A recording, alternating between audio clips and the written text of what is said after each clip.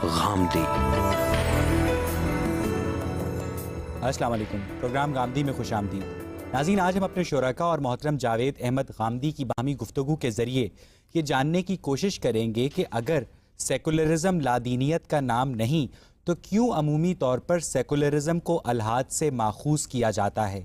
آج کی دنیا میں ایک سیکولر یا نظریاتی ریاست میں سے کون عملی طور پر اپنے شہریوں کے حقوق کی بہتر نگہداشت کر رہی ہے؟ اگر حضرت عیسیٰ، جولیس سیزر اور خدا کے حق کو جداگانہ طور پر تسلیم کرتے ہیں تو کیوں اقبال سیاست کی دین سے جدائی کو چنگیزیت سے تعبیر کرتے ہیں؟ اور پھر اسلام مسلمانوں کی تاریخ اور قرآن و حدیث کی روشنی میں اپنے مزاج میں انکلوسیو ٹھہرتا ہے یا ایکسکلوسیو؟ یہی بحث ہمارے آج کے پروگرام کا موضوع گفتگو ہے۔ غامدی صاحب، اسلام کا مقصد ریاست کی تعمیر ہے یا معاشرے کی، یا ریاست کے ذریعے معاشرے کی؟ اسلام کا مقصد فرد انسانی کا تزکیہ ہے، یعنی وہ میرے وجود کو پیوریفائی کرنا چاہتا ہے۔ انسان کا وجود ایک اخلاقی وجود ہے اور مذہب بنیادی طور پر اس کو پاکیزہ بنانے کے لیے آیا ہے۔ مذہب کی تعلیم کا خلاصہ یہ ہے کہ ہم سب کو ایک دن ایک پروردگار کے حضور میں پیش ہونا ہے، اور اس پیشی پر ہم سے یہ پوچھا جائے گا کہ ہم نے دنیا کی زندگی میں اپنے اس نفس کو پاکیزہ بنایا یا اسے آلودہ کیا۔ یہ مذہب کا بنیادی پیغام ہے، یہی مذہب کا بنیادی مقصد ہے۔ معاشرہ اور ریاست اس مقصد سے متعلق ہوتے ہیں، لیکن یہ بنیادی طور پر اس کا ہدف نہیں ہوتے۔ نہ معاشرہ نہ ریاست، وہ فرد کو مخاطب کرے گا، فرد کو پاکیزہ بنائے گا، فرد کے اخلاق کو بلند کرے گا، فرد کا تعلق خدا سے وابستہ کرے گا، فرد کے وہ تعلقات جو انسانوں کے حوالے سے پیدا ہوتے ہیں ان کی تطہیر اور ان کا تزکیہ کرے گا، انہیں پاکیزہ بنائے گا، انہیں پیوریفائی کرے گا۔ آپ مذہب اور ریاست کے باہمی انٹریکشن کو کس طرح دیکھتے ہیں؟ جس وقت کسی ریاست میں مسلمانوں کے پاس اقتدار ہوگا تو اس اقتدار کی 3 نوعیتیں ہو سکتی ہیں۔ مسلمانوں میں سے کچھ اشخاص ہیں جنہوں نے حکومت قائم کر لی ہے، جیسے قدیم زمانے میں مغلوں نے اپنی حکومت قائم کر لی، صفویوں نے اپنی حکومت قائم کر لی، عثمانیوں نے اپنی حکومت قائم کر لی۔ دوسری صورت یہ ہوگی کہ کوئی خاص طبقہ ہے جو مذہب اسلام سے وابستہ ہے، اس نے اپنی حکومت قائم کر لی ہے، جیسے مثال کے طور پر علماء کی حکومت ایران میں قائم ہو گئی۔ تیسری صورت یہ ہوگی کہ جمہور اپنی حکومت قائم کر اسلام ہمیں کوئی سیاسی نظام دیتا ہے؟ اسلام ہمیں چند بنیادی اصول دیتا ہے۔ وہ یہ کہتا ہے کہ مسلمانوں کا نظم اجتماعی امرہم شورا بینہم کے اصول پر قائم ہونا چاہیے، یعنی انہیں اپنے فیصلے لوگوں کی رائے سے کرنے چاہیے، اجتماعی زندگی سے متعلق، اور تمام امور میں اکثریت کی رائے کو فیصلہ کن ماننا چاہیے۔ یہ اسلام نے سیاست کے بارے میں بنیادی اصول دے دیا ہے۔ اس اصول کا اطلاق آپ اپنے معاشرے کے لحاظ سے کریں گے، قبائلی زندگی میں وہ قبائلی روایات کے مطابق ہوگا، دور جدید میں جو نئے معیارات بن گئے ہیں ان کے لحاظ سے ہم اس کا اطلاق کر لیں گے۔ تو اسلام تو اصل میں بنیادی رہنمائی دے گا، اب اس کے بعد آپ نے اپنے معاشرے میں اس کا اطلاق کس طرح کرنا ہے، اس کا تعلق تمدن سے اور تمدنی ارتقاء کے وسائل سے۔ صاحب، امام مالک اور امام غزالی نے موروثی سلطانوں کی ملازمت کی، اور امام غزالی نے اپنی کتاب نصیحت الملوک میں سلطان کو زمین پر خدا کا سایہ بھی قرار دیا، تو کیا مونارکی کو اسلام کے ذریعے جسٹیفائی کرنا درست ہے؟ امام مالک تو کبھی کسی حکمران امام غزالی کی بات کر رہا ہوں۔ امام غزالی نے تھوڑا عرصہ تک ایک یونیورسٹی کے ریکٹر کی حیثیت سے کام کیا تھا، اس کے بعد چھوڑ کر چلے گئے۔ وزیر اعظم ان کو مسلسل خطوط لکھتے رہے، وہ اپنے خاص علاقے میں جا کر بیٹھ گئے، وہاں انہوں نے ایک درسگاہ قائم کی اور ساری زندگی وہاں امام صاحب، ان کی کتاب کا جملہ یہ ہے کہ سلطان زمین پر خدا کا سایہ ہے، اور تم میں سے تمہیں انبیاء تمہارے اوپر کیا کہتے ہیں، رحمت کا سایہ بنیں گے، اور سلاطین تمہارے اوپر رحمت کا سایہ بنیں گے۔ یہ ان کی کتاب میں لکھا ہے۔ آپ وہاں سلطان کو بادشاہ کے بجائے اقتدار کے بارے میں کیوں نہیں لیتے؟ اقتدار، اس میں کوئی شک نہیں کہ زمین پر خدا کی رحمت کا سایہ ہوتا ہے۔ اس وقت اقتدار قائم ہے تو ہمیں تحفظ حاصل ہوتا ہے، اس کے نتیجے میں انارکی ختم ہو جاتی ہے۔ بھلے وہ اقتدار جبر کی بنیاد پہ قائم ہو۔ دیکھیے، بات یہ ہے کہ اقتدار اپنی ذات میں خدا کی رحمت ہے۔ جب ایک نظم حکومت قائم ہوتا ہے تو اس نظم حکومت میں لوگوں کے لیے جان، مال، آبرو کی حفاظت کا اہتمام کیا جاتا ہے۔ تو میرے نزدیک سلطان و ذل اللہ کو آپ کسی خاص سلطان یا کسی بادشاہ کے معنی میں کیوں لیتے ہیں؟ آپ اسے اقتدار کے معنی میں لیجئے۔ اقتدار خدا کی رحمت ہے، اس کی وجہ یہ ہے کہ اگر اقتدار ختم ہو جائے تو پھر انارکی پیدا ہوتی ہے۔ قرآن مجید ہمارے پاس دین کے ماخذ کی حیثیت سے موجود ہے۔ قرآن مجید بالکل واشگاف الفاظ میں یہ اعلان کر رہا ہے کہ امرہم شورا بینہم، کسی درجے میں بھی وہ اس بات کو قبول کرنے کے لیے تیار نہیں ہے کہ لوگوں کی رائے کے خلاف بھی کوئی حکومت قائم ہو سکتی ہے۔ خلفائے راشدین اس کا اعلان کر رہے ہیں. سیدنا عمر رضی اللہ عنہ کا مشہور خطبہ ہے جو بخاری نے نقل کیا ہے کہ ایک خاص موقع کے اوپر جب انہوں نے دیکھا کہ لوگ سیاسی نظام کے بارے میں بعض ایسی آراء کا اظہار کر رہے ہیں جو اسلامی تصورات کے خلاف ہے، تو انہوں نے خطبہ دیا. اس میں سیدنا ابوبکر صدیق رضی اللہ عنہ کے انتخاب کی حقیقت بیان کی، اور اس کے بعد یہ شاکار جملہ کہا کہ لا خلافت الا مشورۃ من المسلمین، کوئی حکومت مسلمانوں کی رائے کے خلاف قائم نہیں ہے. ہم صاحب سورہ توبہ کی 5ویں آیت کی روشنی میں آپ نے اپنی کتاب میزان میں لکھا کہ اگر مشرکین عرب کفر سے توبہ کر لیں تو ٹھیک، ورنہ صحیح مسلم کی حدیث کی روشنی میں وہ واجب القتل ہیں. تو ہم صاحب کیا یہ بیان پیسفل کو ایگزسٹنس کے منافی نہیں؟ اس کا کوئی تعلق اصل میں اسلام کے سیاسی نظام سے ہے ہی نہیں ہے. یہ تو رسولوں کے بارے میں ایک خاص قانون ہے جس کا بیان کیا گیا ہے. اللہ کے رسول جب زمین پر آتے ہیں تو وہ اللہ تعالیٰ کی طرف سے حجت تمام کر دیتے ہیں. اس کے بعد عذاب آ جاتا ہے. قوم نوح پر یہ عذاب آیا، قوم سمود پر آیا، قوم عاد پر آیا، تو اس عذاب کا بیان. صاحب دلوں کا حال تو اللہ جانتا ہے. آپ یہ کیسے کہہ سکتے ہیں کہ مشرکین پر حق واضح ہو گیا تھا اور وہ اپنی انانیت پہ اڑے ہوئے تھے؟ یعنی آپ کیسے ہی کہہ سکتے ہیں کہ ان پہ حجت؟ میں تو نہ کہہ رہا ہوں، نہ مجھے کہنے کا حق ہے، نہ میں کسی کو یہ دینے کے لیے تیار ہوں. میں تو یہ کہہ رہا ہوں کہ اس وقت یہ خدائی فیصلہ صادر ہوا، تو خدا تو دلوں کے حال یعنی جانتا ہے. خدا نے حضور کو بتا دیا تھا کہ ان کے اوپر حق واضح ہو گیا. یہی سب سے پہلے بتایا. پورا قرآن اسی کو بتانے کے لیے نازل ہوا. جب اللہ کا رسول دنیا میں آتا ہے، اللہ کے پیغمبر کی بعثت ہوتی ہے، تو اللہ تعالیٰ براہ راست فیصلے کر رہے ہوتے ہیں جس طرح کہ وہ اب ہماری زندگی اور موت کے فیصلے کرتے ہیں. اسی وجہ سے تو میں یہ کہتا ہوں کہ یہ رسولوں کے ساتھ خاص ایک قانون ہے. اس کا مجھ سے آپ سے کوئی تعلق نہیں، نہ یہ اسلام کے سیاسی نظام کا کوئی حصہ ہے. اس میں یہ بتایا گیا ہے کہ اللہ کے پیغمبر کی طرف سے جب حجت تمام ہو جاتی ہے تو وہ قیامت جو ہم سب کے لیے برپا ہونے والی ہے وہ ایک قوم کے لیے اسی دنیا میں برپا ہو جاتی ہے. اسی اصول پر قوم نوح ساری کی ساری غرقاب کر دی گئی. اسی اصول کے اوپر قوم عاد برباد ہوئی. اسی اصول کے اوپر دوسری قوموں پر عذاب آیا. یہ خدا کے عذاب کا بیان ہے، یہ کسی سیاسی قانون کا بیان نہیں ہے. ٹھیک. اسلام کا سیاسی قانون الگ ہے اور اللہ تعالیٰ کا قانون اتمام حجت الگ ہے. اللہ تو آج بھی لوگوں کو مار بھی رہا ہے، جلا بھی رہا ہے، زندگی بھی دے رہا ہے، موت بھی دے رہا ہے.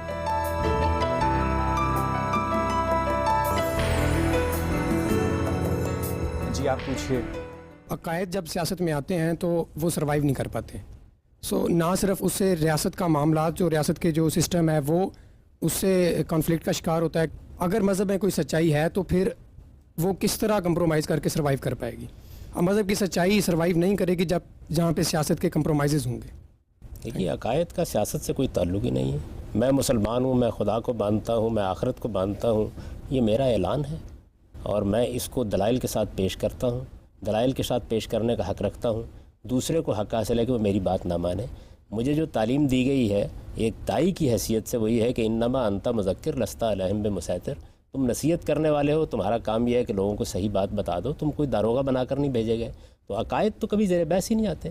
جو چیز زیر بحث آتی ہے وہ قانون ہے، اور قانون اکثریت کو اپنے نقطہ نظر سے بنانے کا حق حاصل ہے. گویا سیاست کو مذہب سے علیحدہ کر دینا چاہیے. میں تو یہ کہتا ہوں کہ یہ بات ہی ٹھیک نہیں ہے کہ مذہب کو سیاست سے متعلق ہونا چاہیے، نہیں ہونا چاہیے. مذہب کو فرد سے متعلق ہونا چاہیے.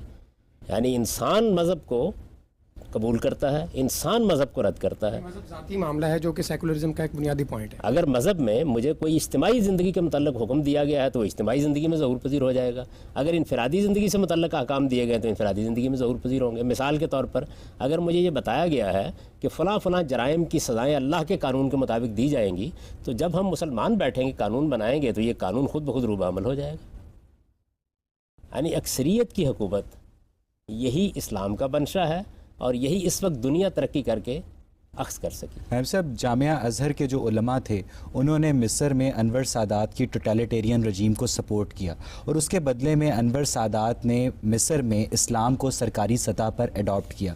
تو کیا ریاست اور مذہب کا یہ گٹھ جوڑ صرف باہمی مفادات کے تحفظ کے لیے ہوتا ہے؟ یہ ریاست اور مذہب کا نہیں، ریاست اور علماء کا گٹھ جوڑ ہے، اور یہ دو بالکل الگ الگ یہ تاریخ میں ہمیشہ ہوتا ہے گن صاحب. ایسا ہو سکتا ہے کہ کچھ علماء ریاست کے ساتھ گٹھ جوڑ کریں، ایسا بھی ہو سکتا ہے کچھ علماء ریاست میں اگر کوئی غلط کام ہو رہا ہے تو اس کے اوپر تنقید کریں. ہماری تاریخ میں دونوں طرح کی مثالیں ہیں. آپ ابو حنیفہ رحمۃ اللہ علیہ کو دیکھیے، امام مالک کو دیکھیے، آپ امام احمد بن حنبل کو دیکھیے، تو ریاست کے ساتھ ان کی کشمکش رہی. کوئی عہدہ قبول کرنے کے لیے تیار نہیں ہوئے، مسلسل اپنی دعوت دیتے رہے اور اپنا پیغام پہنچاتے رہے. کسی درجے میں کسی غلط فتوے پر دستخط کرنے کے لیے تیار نہیں ہوئے. دونوں طرح کی روایات موجود ہیں. آپ انسانوں کو انسان سمجھیے، علماء کو بھی انسان سمجھیے. ان میں وہ بھی ہوتے ہیں کہ جو اپنے حق کو پیش کرتے ہیں اور اس کی بنیاد کے اوپر عزیمت کے ساتھ کھڑے رہتے ہیں. وہ بھی ہوتے ہیں کہ جو مصالحت کا رویہ اختیار کر لیتے ہیں. دونوں طرح کے لوگ ہمیشہ رہے ہیں. اس زمانے میں بھی اس طرح کے لوگ آپ کو مل جائیں گے. ویسے بات یہ ہے کہ اگر اسلام ایک پرامن مذہب ہے تو کیوں ہمیشہ تاریخ میں مسلمان دوسرے ممالک پہ پری ایمپٹیو اسٹرائک کر کے انہیں 2 آپشنز دیتے تھے، یا جنگ کر لو یا اسلام قبول کر لو، اور جنگ کو ہارنے کی صورت میں انہیں ذمہ بن کر جزیہ دینا پڑتا تھا۔ روم، ایران، عراق، شام، ہندوستان، ہر جگہ مسلمانوں نے پری ایمپٹیو اسٹرائک کیوں کی؟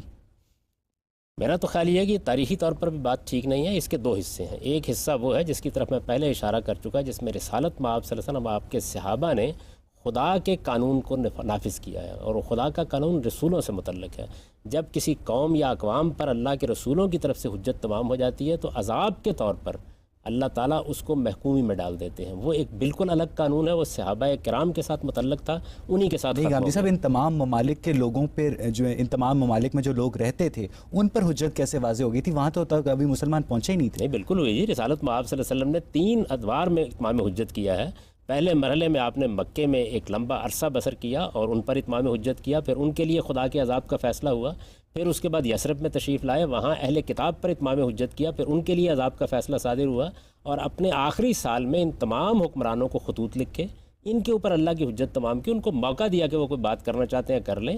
اس کے بعد یہ فیصلہ کیا گیا کہ ان کے اوپر عذاب، یعنی آپ نے ایک حکمران کو خط لکھ دیا تو حجت واضح ہو گئی ہے؟ اس لیے حجت واضح ہو گئی کہ اس سے پیچھے اصل میں پیغمبر کی پوری تاریخ موجود تو تھی۔ گاندھی صاحب، اس تاریخ سے وہ حکمران تو واقف نہیں تھے نا؟ پوری طرح واقف تھے۔ آپ اس زمانے کی تاریخ پڑھیے، وہ زیر بحث تھے، ان کے پاس اس کی پیشین گوئیاں موجود تھیں، وہ جانتے تھے کہ کیا صورتحال ہے کیا نہیں۔ پھر یہ کہ جب خط لکھا گیا تو اس کے جواب میں بحث کر سکتے تھے، اعتراض کر سکتے تھے۔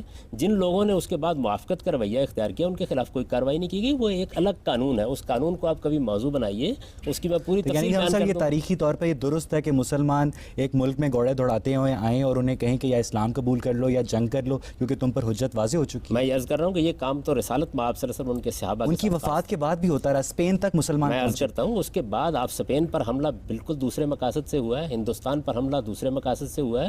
ہندوستان پر حملے کا باعث تو یہ چیز بنی کہ راجہ طاہر نے بہت سی عورتوں کو اغوا کر لیا، ان کو چھڑانے کے لیے بار بار کہا گیا، جب وہ اس کے لیے راضی نہیں ہوا تب مسلمان حملہ ماڈرن ہوئے۔ ہسٹورینز اس کو صرف فسانہ قرار دیتے ہیں، اس کا کوئی ٹھوس ہمیں کیا کہتے ہیں شواہد نہیں مل سکے اس کے۔ دیکھیے جی، بات یہ ہے کہ مسلمانوں کی تاریخ میں تو یہی بات لکھی ہوئی ہے نا، اگر دوسرے ہسٹورینز کو اور وجہ دریافت کر لی ہے تو اس پر بھی ہم غور کر لیں۔ امپیریلزم، اچھا فرض کر لیے یہی بات ہے تو اس کی کوئی ذمہ داری تو صحابہ کرام پر اس پر عائد نہیں ہوتی، وہ زمانہ ایسا تھا۔ مسلمانوں پر تو ہوتی ہے نا سر؟ مسلمانوں نے تو محمود غزنوی کے حملے بھی کیے ہیں، احمد شاہ درانی کے حملے بھی کیے ہیں، دوسرے لوگوں کے حملے بھی کیے ہیں، اس کی اسلام پر کیا ذمہ داری عائد ہوئی؟ مسلمان آج جو کچھ کرتے ہیں اس کی اسلام پر کیا ذمہ داری عائد ہوتی ہے؟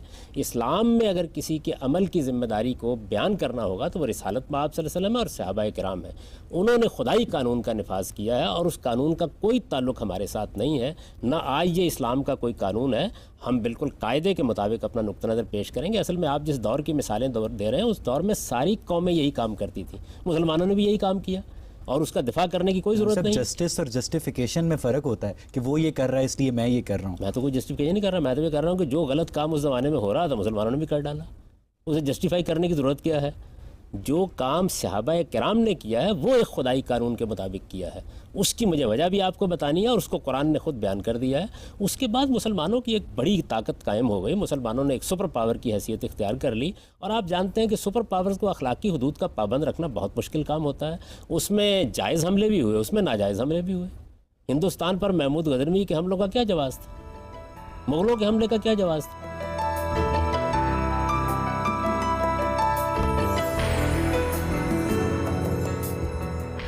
سوال معاشرے اور مذہب کے تعلق کے بارے میں ہے کہ اگر آپ معاشرے کا مذہب کا تعلق صرف فرد سے رکھتے اور معاشرے سے نہیں رکھتے تو کیا اس سے اسلام صحیح طور پر اطلاق اس کا ہو سکتا ہے؟ پہلی بات۔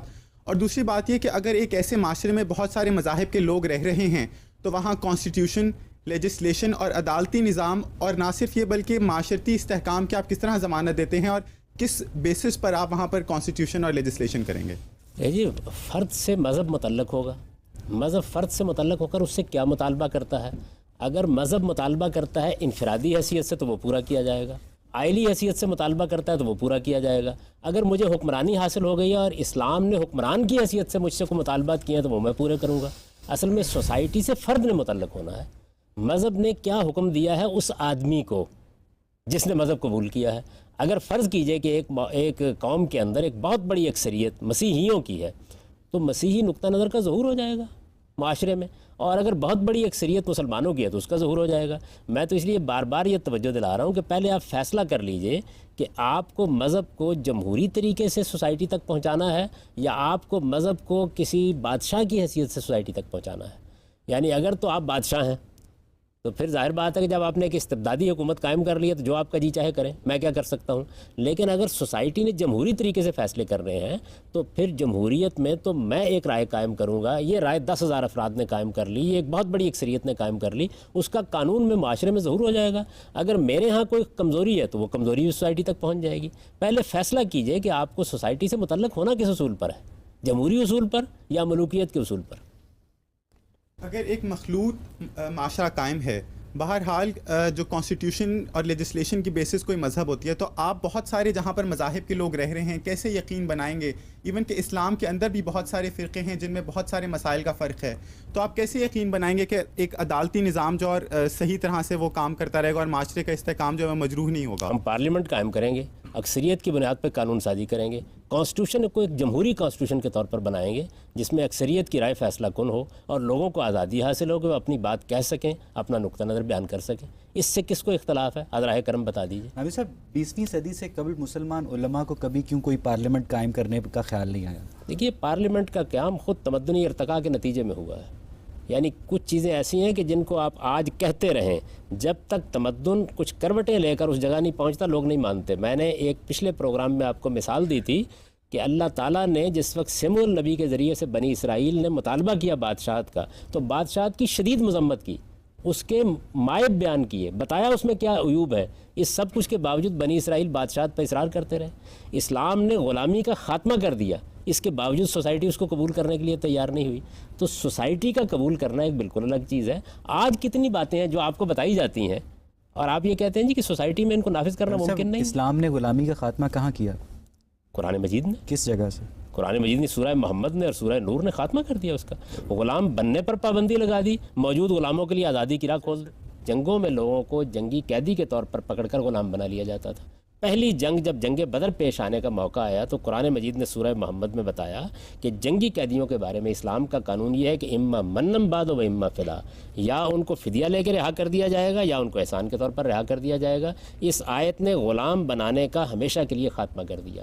سورہ نور میں آیت مکاتبت نازل ہوئی اور اس نے یہ بتایا کہ جو موجود غلام ہیں ان کو موقع دیا جائے، ان کو مہلت دی جائے، ان کے لیے ایک مدت مقرر کر دی جائے اور ان سے ایک معاہدہ کر دیا جائے تاکہ وہ آہستہ آہستہ آزاد ہو کر اپنے آپ کو اپنے پاؤں پر کھڑا ایک سیکولر ریاست میں تمام شہری برابر ہوتے ہیں، وہاں کوئی غلام یا آقا نہیں ہوتا۔ لیکن گاندھی صاحب حضرت عمر کے دور میں صرف مدینہ کے اندر 1,29,000 غلام تھے۔ تو خیر بڑی مبالغہ آمیز بات ہے، شاید اتنی آبادی بھی نہیں تھی، آپ اس میں کوئی شک نہیں کہ ہزاروں کی تعداد میں غلام موجود تھے، لیکن یہ حضرت عمر نے پیدا کیے تھے، یہ تو اس سوسائٹی کے اندر ان غلاموں کو آزاد کر سکتے تھے، آزاد کرنے کا راستہ کھول دیا گیا۔ گاندھی صاحب جب حضرت عمر بیت المقدس بتا رہا ہوں آپ کو کہ مقاصد کا قانون قرآن نے نازل کر دیا۔ تشریف لے کے گئے ہیں تو ان کا غلام اونٹ پر سوار تھا اور وہ خود اونٹ کی نکیل پکڑ کے چل رہے تھے، لیکن بات یہ کہ قانون تو غلام ہی نا۔ نہیں دیکھیے، اس کے لیے مکاتبت کا قانون تھا، اس کو نکال کے باہر کیسے پھینک دیا جاتا؟ آپ یہ سمجھ نہیں رہے کہ غلامی کیا چیز تھی۔ غلامی ایک پورا انسٹیٹیوشن بن چکی تھی، ساری معیشت اس پر چل رہی تھی، لوگ گھروں کے اندر موجود تھے، سارے نوجوان نہیں تھے، بوڑھے تھے، بچے تھے، لولے تھے، لنگڑے تھے، گھروں کے اندر چھت کے سائے میں پڑے ہوئے تھے۔ اسلام نے حق دے دیا کہ آپ مکاتبت کر کے نکل سکتے ہیں، لیکن ایک آدمی جانے کے لیے تیار نہیں تو اس کو دھکے دے کے باہر نکال دیا جائے۔ یعنی اسلام نے یہ طریقہ نہیں اختیار کیا جو احمقانہ طریقہ ہماری جدید دنیا میں بعض موقعوں پر اختیار کیا گیا۔ اس نے کیا ایک طرف سے غلام بننے پر پابندی لگا دی، دوسری طرف سے جو غلام موجود تھے ان کے ہاتھ میں پروانہ آزادی پکڑا دیا تاکہ وہ آہستہ آہستہ اپنے پاؤں پر کھڑے ہوں۔ اگر یہ کام کیا جاتا جو آپ کہتے ہیں تو لوگ بکمنگے ہو جاتے، کنگال ہو جاتے، ان کے پاس سوائے اس کے کہ وہ اپنا جسم بیچیں اس کے علاوہ کوئی راستہ نہ رہتا اگر وہ عورتیں ہوتی۔ تو اسلام نے تو نہایت حکیمانہ طریقہ اختیار کیا، لیکن اس حکیمانہ طریقے کو بھی دنیا ماننے کے لیے تیار ہے۔ آپ کی رائے میں اسلام نے غلامی کا خاتمہ کر دیا؟ جی، بڑے حکیمانہ طریقے سے، اس احمقانہ طریقے سے نہیں کیا کہ ایک دن کہا جاتا کہ سب کو اٹھا کے باہر پھینک دیا جائے۔ ایک طرف بننے پر پابندی لگائی اور دوسری جانب جو لوگ آزادی چاہتے تھے یا اپنے آپ کو اپنے پاؤں پر کھڑا کر سکتے تھے ان کے لیے مکاتبت کا قانون بنا دیا۔ اس کا بھی مطالعہ کریں، وہ کتنی غیر معمولی بات ہے۔ اس کے باوجود بہرحال جو لوگ نہیں اس کو اختیار کریں گے وہ رہیں گے تاکہ آہستہ آہستہ وہ سوسائٹی کا حصہ بن سکے، جذب ہو سکیں۔ اس زمانے میں جب آپ سے کہا جاتا ہے سود ممنوع ہے، آپ سب لوگ یہ کہتے ہیں کہ دیکھیے جی ایک دن میں ختم نہ کیجیے، آپ پہلے ادارے وجود میں لائیے، پھر آہستہ آہستہ اس کا خاتمہ کیجیے۔ یہی کام ماضی میں ہم نے کیا تو آپ یہ کہتے ہیں کہ اسلام نے غلامی کو سند جواز دے دی۔ آپ نے اکثریت کا پیمانہ بتا دیا کہ اکثریت ہے جو ڈٹرمن کرے کہ کس قسم کا قانون بنے گا. اگر اکثریت مسلمان ہے تو مسلم اسٹیٹ بن جائے گی, اگر کرسچن ہے تو کرسچن اسٹیٹ بن جائے گی. لیکن ہم نے کبھی بھی نہیں سنا کہ کوئی کرسچن ریپبلک آف فرانس یا کرسچن ریپبلک آف انگلینڈ کوئی ایسی وجود میں رکھتی ہے, وہ نہیں ہے. اور ایون انہوں نے جو ریلیجیس ٹیچنگز ہیں وہ سائنس کے نام پہ پڑھانے پہ بھی پابندی لگائی ہوئی ہے. ٹھیک ہے, وہ تو مکمل طور پہ مذہب کو انہوں نے سائڈ لائن کیا ہوا ہے. اور جمہوریت اور اس کے بعد جو پارلیمنٹ اور اس قسم کے جتنے بھی انسٹیٹیوشن ہم نے ادھار لیے ان سے, وہ سارے کے سارے سیکولرزم پہ بیس کر رہے ہیں. تو کس طرح آپ ایکویٹ کرتے ہیں انڈیویجول لائف کو؟ ایک دم آپ کہہ دیں کہ میجورٹی میں بھی اگر مسلمان ہیں تو وہ مسلم اسٹیٹ بنا دیں, کس طرح بنے گی؟ وہ بھی ایک بحث حماقت ہے. اس کی وجہ یہ ہے کہ کرسچینٹی اگر اپنا ظہور کرے گی تو کرے. کرسچینٹی کے پاس تو کوئی قانون ہے ہی نہیں. آپ کرسچینٹی کی تاریخ پڑھیے کیا ہے. قانون تورات میں تھا, تو انہوں نے قانون بنایا کرسچینٹی کی بنیاد وہ پہ. تورات میں جو قانون تھا اس کو تو سینٹ پال نے ختم کر دیا. انہوں نے کہا شریعت صرف بنی اسرائیل کی تھی تو قانون ختم ہو گیا. اب اس کے بعد صرف آپ کو مسیحی رہنا ہے. کتنی ریاستیں ہیں کہ جو اپنا مذہب مسیحی قرار دیتی ہیں بلکہ اپنے مذہب کے علمبردار کی حیثیت سے اپنے آپ کو پیش کرتی ہیں. وہاں اس لیے آپ کو اس کا ظہور نظر نہیں آتا پارلیمنٹ یا قانون میں کہ ان کا قانون ہے ہی نہیں. ہمارے پاس جو قرآن مجید میں قانون ہے اس میں بعض چیزیں ریاست کے بارے میں قانون کے طور پر دی گئی ہیں. اس لیے جب ہماری ریاست بنے گی تو فطری طور پر اس قانون کا ظہور ہو جائے گا.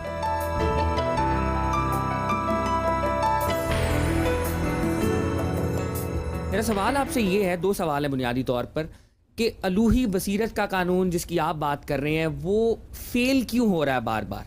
ہم دیکھتے ہیں کہ سیکولر اسٹیٹس جو ہیں they are progressing leaps and bounds, وہ ترقی کرتی جا رہی ہیں, اور جو کہ الوہی بصیرت کے قانون کو مان رہی ہیں وہ تنزلی کی جانب گامزن ہیں. پہلا سوال تو یہ ہے. دوسرا سوال یہ ہے, کر کے کر لیجئے, چلو اس میں یاد بھی رہتا ہے. آپ دوسرا سوال بعد میں کر لیجئے گا. وہ کون سی اسٹیٹ ہے ذرا بتائیے کہ جو الوہی بصیرت پر مبنی ہے؟ یعنی جمہوریت جس کو اسلام نے قائم کرنا چاہا, امرہم شورا بینہم کا جو اصول قائم کیا, خلفائے راشدین نے جو جمہوری روایات قائم کی جو آج بھی پوری دنیا کے لیے ایک مثال ہے, وہ کس نے اپنا رکھی ہوئی ہیں؟ یعنی اس وقت صورتحال یہ نہیں ہے کہ ایک طرف ایک انسانی بصیرت پر مبنی نظام ہے اور دوسری طرف خدائی بصیرت پر مبنی نظام ہے. خدائی بصیرت پر مبنی نظام کو تو کبھی مسلمانوں نے قبول ہی نہیں کیا, نہ کسی جگہ وہ نظر آ رہا ہے. میں تو یہ عرض کر رہا ہوں کہ آپ نہ اس طرف جائیے نہ اس طرف جائیے, آپ لوگوں کے اوپر اعتماد کیجئے اور ایک جمہوری معاشرے کو قائم ہونے دیجئے. لوگوں کی جو بصیرت ہے, جو شعور ہے, جو تجربہ ہے, اور اگر وہ مسلمان ہے تو ان کے پاس جو خدائی ہدایت ہے یہ سب خود بخود ایک حسین امتزاج کے ساتھ سامنے آ جائے گی.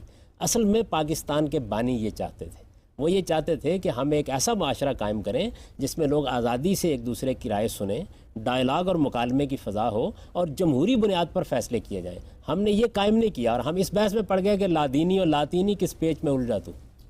غامدی صاحب, دوسری بات یہ ہے کہ انسانی شعور نے اب جو ارتقاء کے بعد سیکولرزم تک وہ پہنچا ہے, اگر آپ دنیا میں دیکھیں تو میجورٹی جو ہے وہ سیکولر اسٹیٹس کی شاید آپ کو نظر آئے. سیکولرزم کے اندر بنیادی طور پر وہ دین سے متعلق قانون سازی نہیں کرتے, ان کے فریم ورک جو ہیں وہ ڈیفرنٹ ہیں.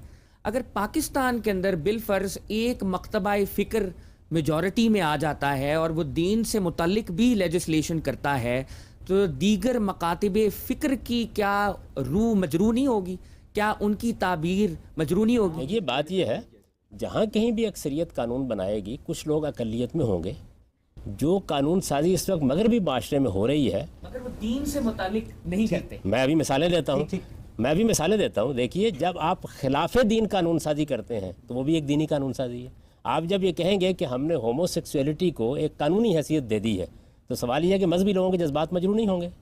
ان لوگوں کو اس پر تشویش نہیں ہوگی کہ جو اس کو انسانی اخلاقیات کے خلاف سمجھتے ہیں؟ قانون سازی جب بھی اکثریت کی بنیاد پر ہوگی, کسی بنیاد کو آپ قائم کریں گے نا, وہ بنیاد یا تو مذہب ہوگا یا رواج ہوگا یا رسم ہوگی یا آپ کا کوئی استخراج ہوگا, آپ کا کوئی سائنسی عقیدہ ہوگا. اس کے بغیر قانون سازی ہو کیسے سکتی ہے؟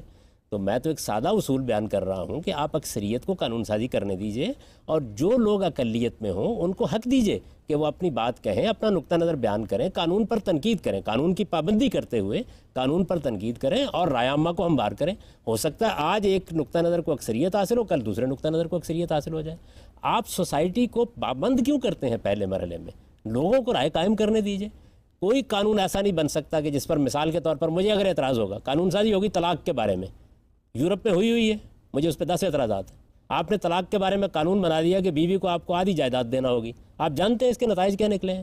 اتنے بدترین نتائج نکلے کہ طلاق جو ہے وہ ویسے ہی ختم ہو گئی. لوگوں نے شادی شدہ زندگی کو اپنے لیے مصیبت قرار دے لیا. اس قانون سازی پہ مجھے بڑی تکلیف پہنچی، مثال کے طور پر علمی لحاظ سے پہنچی، میں مذہب کی بات نہیں کر رہا، تو میں وہاں جیوں گا نا، حق دیتے ہیں آپ مجھے کہ میں اپنی بات کہوں، یہی معاملہ یہاں پر بھی ہوگا۔ آپ جب جمہوری اصول کو مانتے ہیں، اصل میں یہ بات ہی ٹھیک نہیں ہے کہ قانون سازی کی بنیاد جو ہے وہ انسان کے عقائد اور نظریات نہیں ہوتے۔ کوئی عقیدہ آج آپ قائم کرتے ہیں وہی آج اس کی بنیاد ہوتا ہے۔ عقیدے کی بنیاد کسی مذہبی الہام پر بھی ہو سکتی ہے، اور آپ کے سائنسی اکتشافات پر، آپ کے ذہنی تصورات پر، اور آپ کے اوہام پر بھی ہو سکتی ہے۔ اس کے بغیر اصل میں کوئی قانون سازی ہو ہی نہیں سکتی۔ میں چند سوالات کروں گا ابھی آپ سے کہ آپ کے ملک کے اندر جو قانون بنے ہوئے ہیں ان کی بنیادیں کیا ہیں؟ ٹھیک ہے، آپ مذہبی قانون کی بات نہ کیجیے، ذرا بتائیے مجھے کیا بنیادیں ہیں؟ ٹھیک ہے، آپ پوچھو۔ دین اسلام میں انسانیت کے جو بنیادی حقوق ہیں وہ واضح طور پر بتا دیے گئے ہیں، اور قرآن پاک میں جو معاشی نظام ہے وہ بھی بنیادی طور پر واضح ہے۔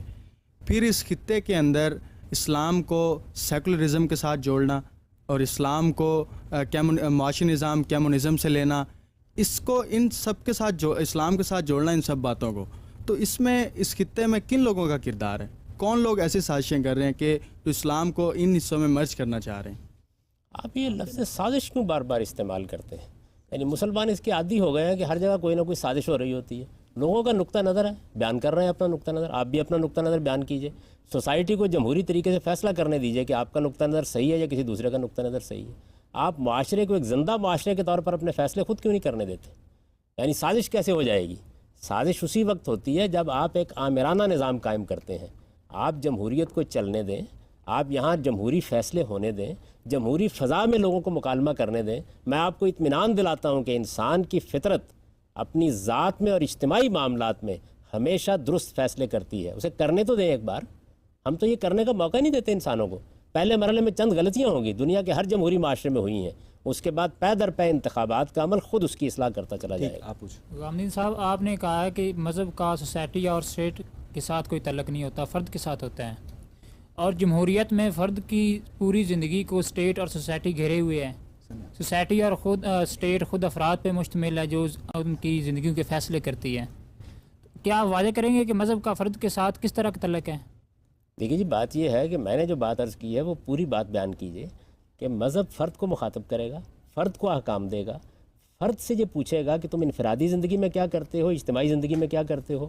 فرد مسلمان ہے تو اس کا ظہور اجتماعی زندگی میں بھی ہو جائے گا، اور اگر مسلمانوں کی اکثریت ہوگی اور وہ اسلام کا صحیح تصور رکھتے ہوں گے تو وہ مسائل پیدا نہیں ہوں گے جو آپ نے پیدا کر دیے ہیں، اور اگر نہیں ہوگا تو مسائل پیدا ہو جائیں گے۔ یعنی میں تو جو بات کہہ رہا ہوں وہ بات یہ نہیں ہے کہ آپ اصل میں کرتے کیا ہیں، کرتے یہ ہے کہ جو پہلے سے موجود تصورات ہیں نا، کہ یا تو مجھے مذہب کی کسی خاص تعبیر کو ایک قانون کی حیثیت سے مسلط کر دینا ہے، اور یا یہ ہے کہ اس کا انکار کر دینا ہے، یعنی یا ادھر چلے جانا ہے یا ادھر چلے جانا ہے۔ میں یہ کہتا ہوں کہیں بھی نہ جائیے، آپ فرد کو اپنے عقیدے، اپنے نقطہ نظر کے مطابق زندگی بسر کرنے دیجیے، اور افراد کا جو مجموعہ وجود میں آئے گا اسے پارلیمنٹ کے ذریعے سے اپنے نقطہ نظر کا اظہار کرنے دیجیے اور اسے قانون بننے دیجیے۔ آج ہو سکتا ہے کہ ایک قانون آپ کی مرضی کا بن جائے، پرسوں ہو سکتا ہے میری مرضی کا بن جائے۔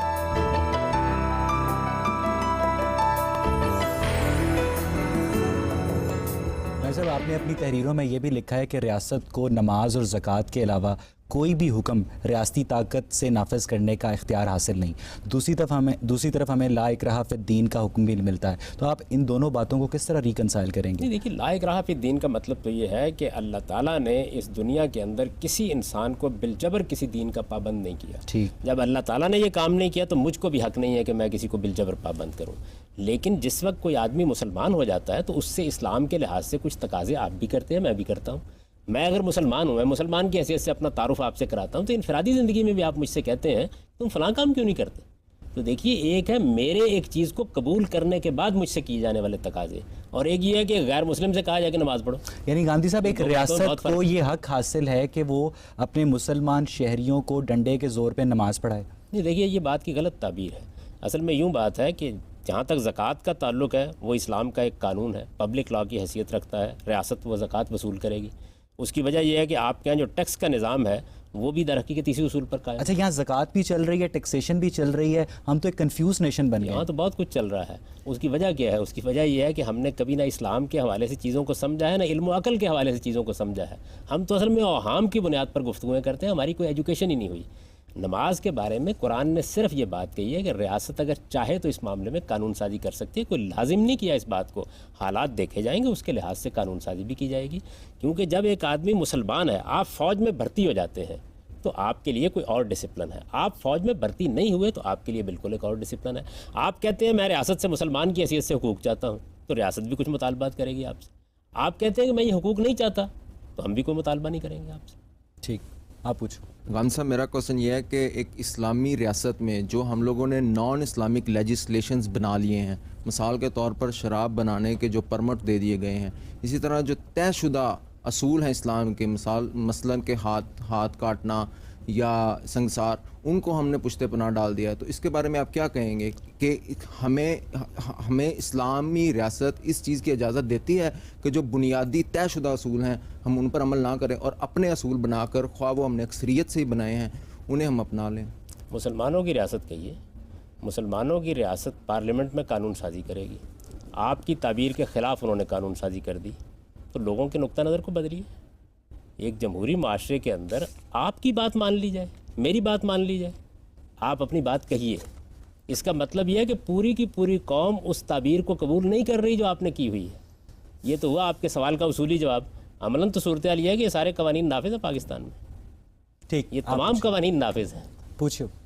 غام صاحب میرا سوال آپ سے یہ ہے, اور میں یہ جاننا چاہتا ہوں کہ سیاست کا موضوع انسان, مذہب کا موضوع بھی انسان, اور یہ دونوں چیزیں انسان کی فلاح کے لیے کہ ایک اچھی سوسائٹی پینیٹریٹ کرے اور ڈیولپنگ سائڈ میں جائے. تو ان دونوں چیزوں میں ہم آبزرو کرتے ہیں کہ مسلمان خاص کر علمی معاملے میں تو آگے ہیں لیکن عملی معاملے میں بہت پیچھے ہیں. تو میں آپ سے یہ جاننا چاہتا ہوں کہ عمل کی صورت کب پیدا ہوگی ہماری سوسائٹی میں؟ آپ کے سوال کا پہلا حصہ زیادہ اہم ہے. سیاست کا تعلق اس چیز سے ہوتا ہے کہ لوگ اگر مل جل کے رہ رہے ہیں تو ان کی بہتری, ان کی بہبود, ان کو امن فراہم کرنے کے لیے ایک نظم اجتماعی وجود میں لایا جائے. مذہب کا یہ مقصد نہیں ہے. مذہب کا مقصد یہ ہے کہ لوگوں کو پیوریفائی کیا جائے تاکہ وہ خدا کی بادشاہی کو حاصل کر سکیں. تو پہلی تو بات یہ سمجھ لیجئے کہ دونوں کے مقاصد میں بہت فرق ہے. مذہب انڈائریکٹ اثر انداز ہوگا معاشرے کے اوپر, وہ ڈائریکٹ نہیں مخاطب کرتا اس کو, وہ ڈائریکٹلی یا براہ راست مخاطب کرتا ہے فرد کو. وہ آپ سے کہے گا کہ اجتماعی زندگی کے لیے یہ قانون ہے, انفرادی زندگی کے لیے یہ قانون ہے, آپ کے دل و دماغ کو ایڈریس کر کے اس کو تبدیل کرنے کی کوشش کرے گا. باقی رہ گئی یہ بات کہ آپ نے کہا کہ علم میں ہم بہت آگے ہیں. کہاں آگے ہیں؟ علم ہی میں پستی پیدا ہوئی ہے جس کا نتیجہ عمل میں پستی کی صورت میں نکل رہا ہے. ہماری تو زوال کی وجہ یہ ہے کہ قرآن مجید جو ہمارے علم کی اخلاقی بنیاد تھی اور مذہبی اور مابعدت طبیعاتی بنیاد تھی, اس کو ہم نے فراموش کر دیا. اور جو طبعی علوم دنیا کے اندر کھڑے ہونے کے لیے سائنسی علوم چاہیے, ان کو کبھی درخور اعتنا نہیں سمجھا. علم ہی میں انحطاط پیدا ہوا ہے. آپ اندازہ کر سکتے ہیں اس وقت پاکستان کی اور باقی ممالک کی کیا صورتحال ہے. 70-80% ناخواندہ آبادی ہے. یہ جو آپ خواندگی کی شرح پڑھتے ہیں وہ اصل میں دستخط کرنے والے لوگ ہوتے ہیں. حقیقی تعلیم کتنی ہے, آپ تعلیم پر کتنا خرچ کرتے ہیں, ذرا اپنا بجٹ اٹھا کے دیکھیے. شرم آتی ہے اس کو دیکھ کر. تو جس قوم کی تعلیم تربیت کا آپ نے اہتمام نہیں کیا, کیسے توقع کرتے ہیں کہ اس کے اندر صحیح علم وجود میں آئے گا اور صحیح عمل وجود میں آئے گا؟ غام جی صاحب, آپ نے کہا کہ سیاست کا جو مطلب ہے وہ اجتماعی انداز میں رہنے سہنے کے جو طریقے ہیں اس کی بات ہے, جبکہ قرآن میں یہ رہنے کے جو اصول ہیں وہ بھی بتا دیے گئے ہیں. تو پھر آج کیوں جو دین اسلام ہے اس کو سیاست سے الگ کیا جاتا ہے؟ تو کیا یہ ناانصافی نہیں ہوگی دین اسلام کے ساتھ کہ دین اسلام سیاست میں ہماری کوئی رہنمائی نہیں کرتا؟ دین اسلام سیاست میں رہنمائی کرتا ہے. آپ اس رہنمائی کو قبول کریں نا. آپ انسان کی حیثیت سے قبول کریں گے تو آپ کی اجتماعی زندگی میں اس کا ظہور ہو جائے گا. یہ آپ کی جو اس وقت پارلیمنٹ ہے جس میں 350 کے قریب افراد بیٹھے ہوئے ہیں, یہ مسلمان ہیں یا کافر ہیں؟ مسلمان ہیں نا. پھر یہ ہمیں کیوں نہیں پاکستان کے اندر جو اسلام کا معاشی نظام اور سیاسی نظام اور سماجی نظام نظر کیوں نہیں آتا؟ اسلام نے کوئی نظام نہیں دیا. پہلے تو اپنی اس غلطی کی اصلاح کر لیں. اسلام نے سیاست اور معیشت کے بارے میں چند قوانین دیے ہیں, ان کی روشنی میں نظام ہم بناتے ہیں. ہم نے کبھی ان کا شعور پیدا کیا, لوگوں کے سوالوں کے جوابات دیے, اپنی ایلیٹ کو اس پر مطمئن کیا, اپنی انٹیلیجنسیا کے ساتھ مکالمہ کیا. یہ جب تک آپ نہیں کریں گے اس وقت تک کیسے ظہور پذیر ہو جائے گا؟ مجھے یہ بتائیے آپ چاہتے کیا ہیں؟ یعنی پارلیمنٹ کے اندر جو عوام کی اکثریت بیٹھی ہوئی ہے اس کی جگہ کو اور آگے اس قانون کو نافذ کر دیں, اس کے دل و دماغ کو بدلیے. اگر وہاں کوئی خرابی ہے تو اس کو دور کرنے کی کوشش کریں. اگر آپ کی بات معقول ہوگی, لوگ مان لیں گے, تو پارلیمنٹ میں قانون سازی ہو جائے گی. پوچھو. آپ نے لوگوں کی بات کی کہ لوگ ایک جمہوری معاشرے میں لوگوں کی رائے جو ہے وہ لیجسلیشن بنے گی. تو اس معاشرے میں آپ کس طرح دیکھ سکتے ہیں, مطلب ایک پاکستانی ریاست جس میں آپ کہتے ہیں کہ 80% لوگ جو ناخواندہ ہیں, تو اس میں کس طرح لوگ جو ہیں وہ کس قسم کی رائے کا اظہار کریں گے اور کس قسم کی لیجسلیشن ہوگی اگر آپ ہی کی بات کو مان لیا جائے اور انہی لوگوں کو اختیار دے دیا جائے لیجسلیشن کا؟ تو یہ کیا کیوس پیدا نہیں ہو جائے گا جہاں جیسے لوگ ہیں ویسی ریاست ہوگی. آپ نہ دیں ان لوگوں کو اختیار، پھر بتا دیں کس کو اختیار دینا چاہتے ہیں. میں نے تو پہلے بھی عرض کیا تھا ایک پروگرام میں کہ بہادر شاہ ظفر کا کوئی بیٹا تلاش کر کے لے آئیے، اسے بادشاہ بنا دیتے ہیں. اگر لوگوں نے فیصلہ کرنا ہے تو جیسے لوگ ہیں اس کا ظہور ہوگا. آپ ان کو بہتر کرنا چاہتے ہیں، تعلیم کا راستہ اختیار کریں، ان کو بہتر کریں. یعنی یہ جو آپ کے مذہبی رہنما ہیں، یہ جو آپ کے سیاسی رہنما ہیں، یہ نکلے میدان میں اپنی قوم کی تربیت کریں. اچھا ٹھیک. جب آپ جمہوری معاشرہ قائم کرتے ہیں تو جو قوم ہوتی ہے اسی کا ظہور ہوتا ہے، اس پر جزا فضا کرنے کی ضرورت نہیں. اپنی قوم کے دل و دماغ کو بدلیے. دنیا کی جتنی بھی سیکولر ڈیموکریسیز ہیں ان کا بینکنگ سسٹم انٹرسٹ بیسڈ ہے اور وہ بہت کامیاب ہے اور ان کی پوری منوپلی ہے اس وقت. اور اسلام جو ہے وہ سود کی مذمت کرتا ہے. تو اگر پاکستان میں آپ جو کہتے ہیں کہ جمہوری حکومت قائم ہو اور وہ people as a majority vote کر دیں کہ وہ انٹرسٹ کو الاؤ کرتے ہیں، تو کیا یہ ایکسیپٹیبل ہوگا؟ وہ قانون بن جائے گا، مجھے اس سے اختلاف ہوگا، میں دلائل کے ساتھ اس قانون کو بدلنے کی کوشش کروں گا. مجھے سود کے اوپر اخلاقی اعتراضات ہیں. میری سمجھ میں یہ بات نہیں آتی کہ ایک آدمی کے کاروبار میں نفع نہیں ہو رہا، آپ کیسے اس منفعت کا تقاضا کرتے ہیں. اس نے آپ سے قرض لیا تھا، اس کا کاروبار بند ہو گیا، آپ اس کے باوجود کہتے ہیں کہ مجھے منفعت حاصل ہونی چاہیے. مجھے اس پر اخلاقی اعتراضات ہیں. میں یہ اعتراضات پیش کروں گا اور دلائل کے ساتھ پیش کروں گا. اکثریت میری رائے کو قبول کر لے گی، اس کے مطابق قانون بن جائے گا. غائب صاحب، یہاں پہ ہم آج کی گفتگو کو ختم کریں گے. ناظرین، بات چلی تھی اسلام اور سیکولرزم سے اور پہنچی ریاست کی جمہوری اساس پر. اب بات یہ ہے کہ ریاست چاہے مذہبی ہو یا سیکولر، اگر وہ اپنے شہریوں کو ان کے حقوق یکساں طور پر مہیا نہیں کرتی تو وہ اپنے وجود کا جواز کھو بیٹھتی ہے. اس میں بسنے والی قوم میں خوف اتنا بڑھ جاتا ہے کہ شاخ گل کا سایہ بھی سانپ بن کر ڈرانے لگتا ہے. ریاست کی نظریاتی یا سیکولر اساس اگر اس کے شہریوں کی بھوک اور پیاس کا مداوا نہیں کرتی تو نظریے پہ بحث کرنے سے بہتر ہے کہ اعمال پہ نظر ثانی کی جائے. اس کے ساتھ ہی اپنے میزبان اویس اقبال اور پروگرام غامدی کی پوری ٹیم کو اجازت دیجیے. خدا حافظ.